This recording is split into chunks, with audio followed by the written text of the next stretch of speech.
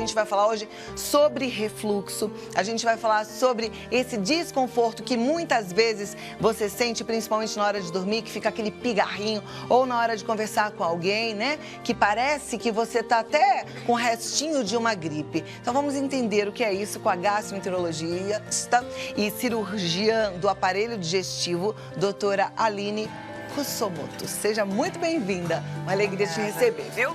Alegria é minha, tudo Senta bem? aqui pertinho de mim e vamos aprender sobre o nosso corpo, né? Sobre o refluxo. É isso mesmo? Esse pigarrinho pode ser um refluxo? Pode ser o refluxo, sim. O refluxo é uma doença super comum, né? Uma das principais queixas que a gente tem no consultório quando vai atender o paciente é o paciente falando, doutora, muitas vezes o paciente chega falando, eu tô com um excesso de tosse, ou eu sinto muita queimação quando eu como massa ou molhos no geral. Então é uma queixa super comum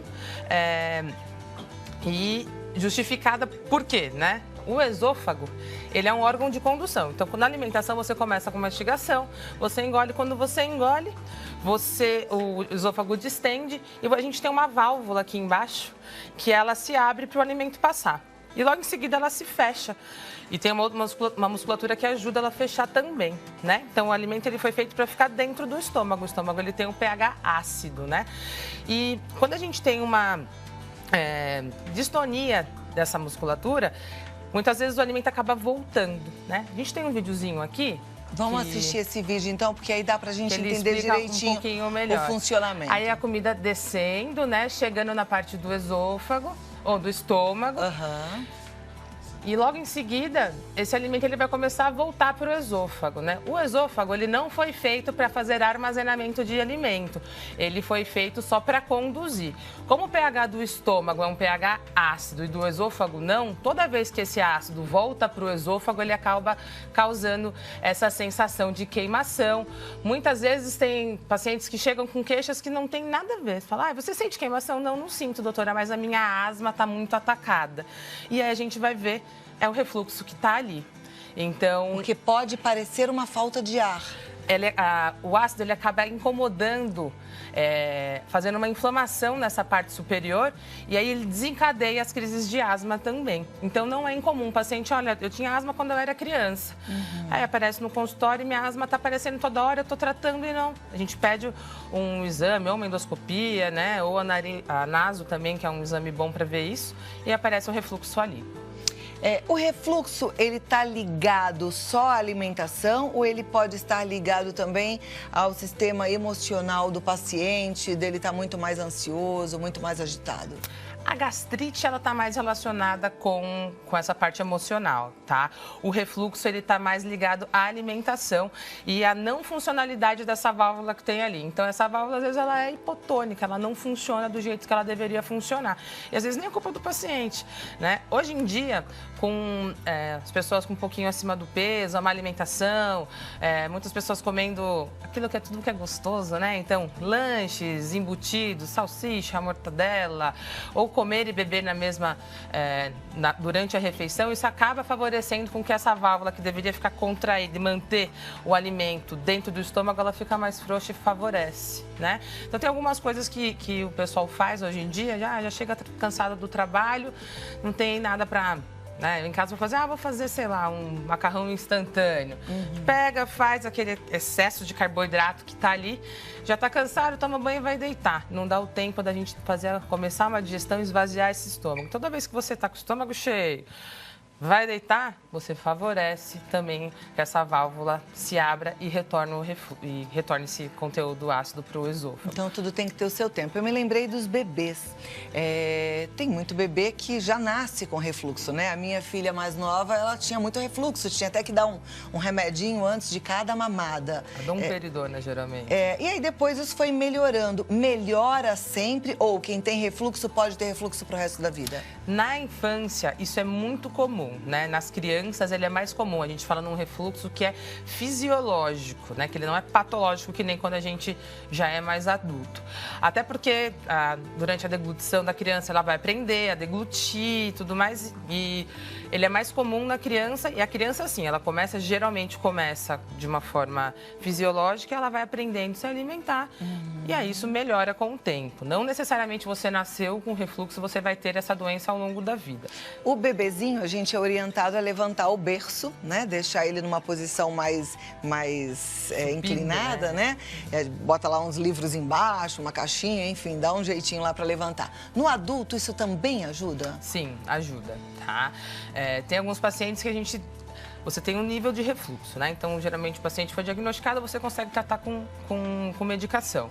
Se mesmo com medicação a gente não consegue resolver, se indica a cirurgia do antirrefluxo. Tem pacientes que a gente não consegue fazer a cirurgia, ou por idade, ou por peso, ou porque tem outras comorbidades, né? Às vezes tem um coração que não funciona do jeito que tem que funcionar, então você não consegue fazer o tratamento cirúrgico para resolver o refluxo. Então, uma das medidas que a gente tem para conseguir, para ajudar esse paciente não ficar tendo esse retorno, é colocar o apoio em cima embaixo, né, da cabeceira da cama, ou dormir com um travesseiro um pouquinho mais elevado. São meios de ajudar, porque você acaba deixando isso mais natural, né, por conta da gravidade. Eu imagino que também fazer uma boa escolha em relação aos alimentos, né? Ah, sim, com certeza. Tem alguns alimentos que são muito piores, né? Então, por exemplo, se você for tomar alguma bebida gasificada, né? Você toma 100 ml, por exemplo, num copinho. Quando ela entra no estômago, ela se transforma, ela dobra o tamanho, porque não é só o líquido, tem o gás que está ali que vai desprender.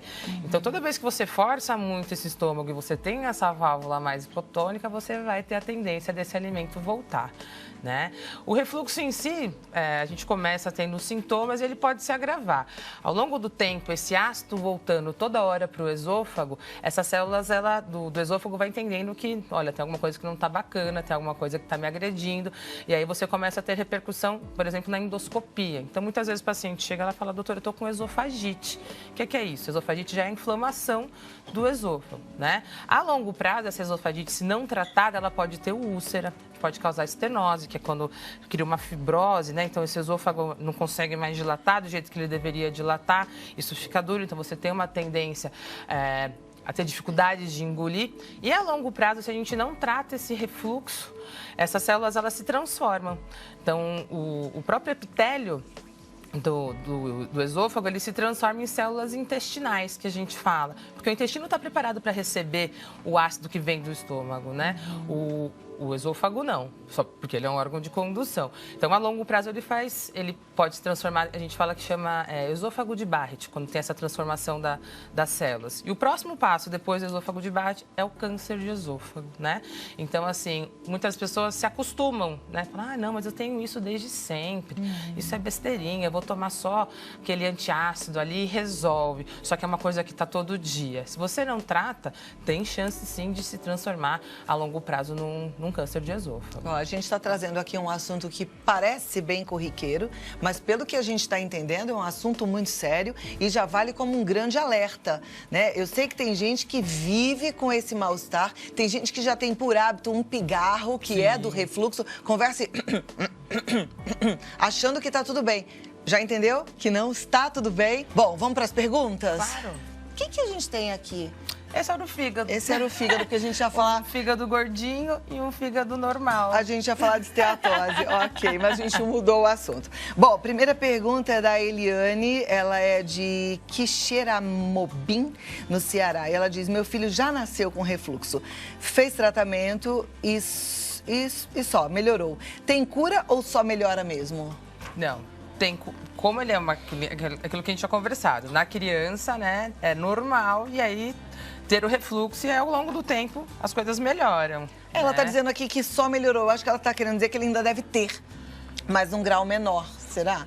Aí a gente tem que avaliar algumas outras situações, né? Mas tem cura? Tem cura. Perfeito. Próxima pergunta é da Andréia Alves, ela é de Feira de Santana, na Bahia. Ela diz, minha irmã está com um problema, sentindo dores horríveis no estômago. Chegou a vomitar sangue esses dias. Isso pode ser refluxo? O vômito com sangue, ele geralmente tem várias patologias que podem dar vômito com sangue, tá? Então, muitas vezes quando você vomita muito, por ser uma área muito irrigada, essa região do esôfago, às vezes algum vasinho estoura e você vomita e tem o sangue. Tem algumas doenças de fígado que podem levar também ao vômito com sangue. Então, assim, ela não está muito relacionada com refluxo, tá? O vômito com sangue em si não é um sintoma de doença do refluxo gastroesofágico. Nesse caso, é importante a sua irmã consultar um médico, né? Sim, pesquisar a parte do fígado, ver a parte de gastrite, úlcera, né? Tem que fazer uma endoscopia e fazer uma pesquisa mais a fundo aí. Perfeito. Olá, eu sou a Cibele, de Itajaí, em Santa Catarina. Queria saber se é verdade que o suco de batata cura a gastrite. E também se a dor que dá quando temos refluxo pode ser confundida com infarto. Sim, pode ser confundida com infarto. Às vezes a dor é tão aguda, ela é tão intensa e por estar tão próximo, né, dessa região aqui, o coração está logo do lado, dependendo da intensidade da dor, você pode sim chegar no pronto-socorro a ponto de falar, olha, estou infartando, tá? Nem sempre está relacionado com refluxo. Muitas vezes está relacionado com úlcera, com a gastrite erosiva, com uma coisa mais de ordem do estômago, né? O refluxo, basicamente, os sintomas que a gente vai ter. O pigarro, que nem você falou, sensação de queimação intensa aqui. Muitas vezes vai comer, às vezes tem sensação que não consegue engolir direito, tá? A rouquidão pode estar associado, excesso de arroto, né? Fica toda hora. Isso são mais sintomas associados ao refluxo, tá? Esse sintoma é muito comum um paciente com úlcera gástrica chegar no pronto-socorro, pálido, com uma dor intensa, falando, esse cara está infartando. Você vai ver o cara está com uma úlcera, né? O paciente está com uma úlcera. Então, eles estão... Por estar numa região próxima, você pode confundir, sim. Nas duas opções, pronto-socorro é o melhor lugar. Sentiu alguma coisa estranha, vai. Agora, ela pergunta sobre o suco de batata. É verdade que ajuda? Olha, não tem nenhum estudo científico que prove que o suco de batata faça esse bem, né?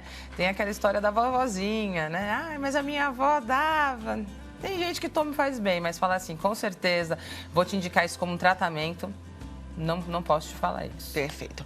Próxima pergunta da Tânia Silva, ela é de Salvador, na Bahia. Ela fala, adora esse programa, assiste todos os dias. Obrigada, Tânia. Ela gostaria de saber o que é metaplasia incompleta. Bom, lembra que a gente estava falando que eu falei que existem as fases do refluxo, né? Então começa o refluxo, aí quando você vê na endoscopia tem uma esofagite. A evolução da esofagite é a metaplasia, é quando o tecido do esôfago começa a se transformar. Então, provavelmente esse paciente aí já tem um grau de refluxo um pouco mais avançado, ou então uma doença de longa data, já tem os sintomas de longa data. A gente tem tratamento para metaplasia, o tratamento começa com um inibidor de bomba de próton, que são os próprios medicamentos para estômago, né, para diminuir essa acidez do estômago, e isso tem que ser feito acompanhamento corriqueiro, porque para ver se com as medicações isso vai melhorar, e se não melhorar, a gente tem que pensar em fazer algum procedimento cirúrgico para tentar melhorar isso. Tá? Então, a metaplasia é a transformação de um tecido que era do esôfago num que não é mais dele por conta da agressão do ácido. Ok. O diagnóstico para o refluxo é endoscopia, não? Você acaba vendo pela endoscopia, mas o exame padrão ouro para doença do refluxo é a pH-metria, que é um caninho que você põe aqui e você consegue quantificar quantas vezes esse refluxo aparece ali ao longo do dia, para ver se esse refluxo ele é patológico, né? Se não precisa de uma intervenção, ou se não, se de repente com alteração do hábito de vida, até mesmo hoje em dia, por conta das pessoas terem sobrepeso e obesidade, né, ser uma doença que tem mais de 50% da população, né, tá com sobrepeso, é um dos fatores de risco para você desenvolver a doença do refluxo também, porque você acaba aumentando a pressão abdominal, isso aqui acaba forçando o abdômen em cima, e aí você favorece o refluxo também. Doutora, esse exame também é um exame que precisa fazer internado no hospital, ter sedação ou não? É mais simples? Não. Ele é bem incômodo, mas ele é fantástico para o diagnóstico. Incômodo, sem anestesia e acordadão, é isso? Tá bom. Próxima pergunta, então. Comer rápido demais prejudica prejudica em que exatamente? A Cláudia do Sumaré que pergunta. Quando o processo de digestão, ele começa na boca, né? Então, toda vez que você mastiga bem, digestão disso é muito mais rápida, porque o alimento ele já chega muito mais triturado dentro do estômago, né? A partir do momento que você não mastiga direito, você engole, seu estômago ele tem um trabalho muito maior para conseguir fazer a digestão. Não que isso influencie no refluxo, tá? Mas isso pode, por exemplo, se você come muito rápido, às vezes você não dá tempo do seu estômago ver que você está saciado com uma quantidade X de alimento. Então, por comer muito rápido, você acaba comendo mais. Tá. Próxima pergunta. Tenho doença celíaca, sofro muito com refluxo e me dá até esofagite. Tenho esse pigarro direto. Tem algum tipo de cirurgia para isso? É a Miriam Rodrigues, de Piquete, São Paulo. Sim. A doença celíaca, ela não tem relação com refluxo, né? A doença celíaca é uma intolerância ao glúten, né? E existe tratamento cirúrgico, sim. A gente faz uma válvula anti-refluxo. Como se você pegasse o estômago e abraçasse o próprio esôfago, e isso impede com que o ácido fique voltando. Então, se o tratamento clínico com medicação não teve efeito, o próximo passo é a cirurgia. A Michele Pereira, de Bauru, ela quer saber se o refluxo pode causar dores na coluna e no tórax. Pode. Pode? Na coluna não, no tórax sim, tá? Então, às vezes, você tem isso daqui... chega a causar tanta queimação, tanto incômodo, que a sensação que você tem é que está acontecendo alguma coisa aqui no peito. Perfeito. A Emily, de Guarulhos, São Paulo, ela diz: minha irmã tem muito refluxo por conta da gastrite. E esses dias ficou com aquelas bolinhas mal cheirosas na garganta. Tem algo relacionado com refluxo? Tem. Essas bolinhas mal cheirosas, elas chamam-se cásion, né? Então, esse ácido voltando aqui, ele pode favorecer a formação desses cásions, sim. E aí tem que tratar o refluxo para melhorar essa situação. Às vezes o paciente tem uma amígdala muito grande também, o que favorece que os alimentos se acumulem atrás ali também, tá? Mas o refluxo ele pode dar essa sensação de mau hálito e favorecer a formação dos cásions, sim. E a Bruna, de 28 anos, ela diz: sou de Taquaritinga e há pouco tempo descobri síndrome do intestino irritável. Tomo muito sal de frutas e os sintomas são parecidos com o do refluxo. Será que também tem o refluxo? São coisas distintas, né? A síndrome do intestino irritável, ela está muito mais associada a pacientes que têm ansiedade, né? Às vezes o paciente ele acaba desenvolvendo diarreia, tem um trato intestinal normal e aí tem períodos de diarreia, ele está muito associado à ansiedade. Ela pode ter as duas coisas concomitantes, né? Então, o ideal é fazer uma endoscopia, conversar com o médico para ele conseguir direcionar para ver se ela também não tem a doença do refluxo. Bom, gente, importante passar num gastroenterologista, entendeu? Tá aí, olha, lidando com esse refluxo, com esse pigarro, com esse desconforto, ou com intestino que não tá funcionando bem, com o estômago que tá doendo, leva teu corpo a sério, viu? A gente conversou com a doutora Aline Kusumoto, ela tá no www.clinicakusumoto.com.br, no Instagram também, você tem mais informações, Clínica Kusumoto, sempre presente lá, e o telefone de contato é o 11-3384-1108. Vale a pena. Muito obrigada. Amei aprender contigo. Vamos ficar esperto aqui, cuidar do nosso corpo com carinho. Obrigada. Até a próxima, doutora.